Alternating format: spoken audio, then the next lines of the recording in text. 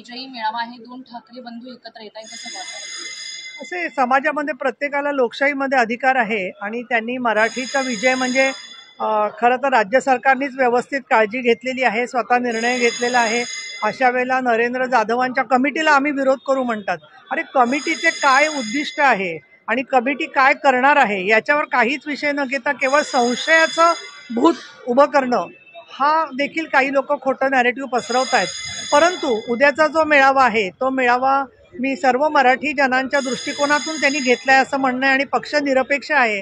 तर मराठा तितुका मिळवावा हीच एकनाथ शिंदे यांची सुद्धा भूमिका आहे आणि त्यामुळे मराठीचं रक्षण करायला महायुती देवेंद्र फडणवीस, एकनाथ शिंदे, अजित पवार सक्षम आहेत याची प्रचिती मेळाव्यानंतर लोकांना आलेली दिसेल.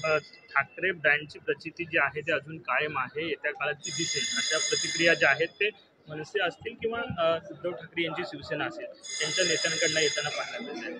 मला असं वाटतं की त्यांच्यावर काही मी भाष्य करणार नाही. त्यांचा जो आनंदाचा उद्याचा दिवस आहे तेवढा